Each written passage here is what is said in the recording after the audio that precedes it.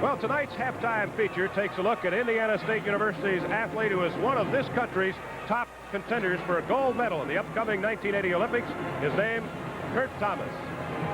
For the past 2 years, Kurt Thomas has been winning competition against the world's best gymnasts, an achievement that had previously been unheard of in a sport traditionally dominated by the Russians and the Japanese. Recently in France, during the World Games competition, Kurt Thomas did something no American male gymnast has accomplished in more than 40 years.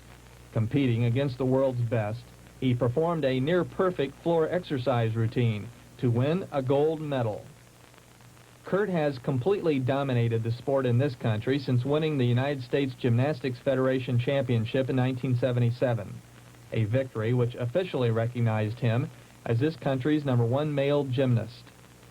Since then, he has been credited with increasing the national interest in this country's gymnastics program, to the point where it is, for the first time, receiving national television and press coverage. He has provided the skill and the excitement previously reserved for such European female stars as Olga Korbut and Nadia Comaneci. His whirling routine on the pommel horse is a unique crowd-pleasing movement that has appropriately been named the Thomas Flare. But what is it that makes Kurt Thomas one of the world's best? Indiana State Gymnastics coach Roger Council says that Thomas's most important characteristic can be summed up in just 2 words: hard work. He would come in the morning and do some general exercises, some conditioning, and work basics on several events, and then he'd come in and take his afternoon workout, which was his serious 3.5-hour workout. And then he'd come back in after dinner later on at night and work strength. So he really spends the time working on gymnastics.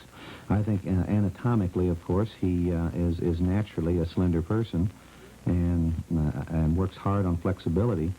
And in the last couple of years, he has really gotten strong. And I think, of course, the strength development goes back to the first word, work.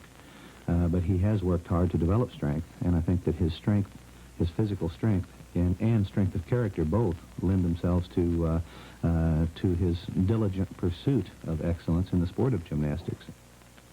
A member of the 1976 U.S. Olympic team, Thomas is a leading candidate for a gold medal in 1980.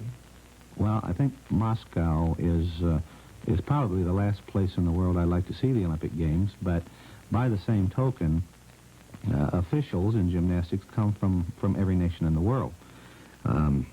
I won't deny that there are political ramifications to the fact that it's in Moscow, but by the same token, I don't think any official can deny a good performance. And I feel that Kurt is gaining seasoning every year, and he's able to relax in world-level competition and able to do his best work. And if this is the case in Moscow, and I'm sure it will be, I feel that they won't be able to deny Kurt his just place in the gymnastics world. Thomas is completing his senior year at Indiana State and is hopeful that in addition to his individual honors, he can help lead the Sycamore gymnastics team to a finish similar to the 1977 season when Indiana State tied for the NCAA title.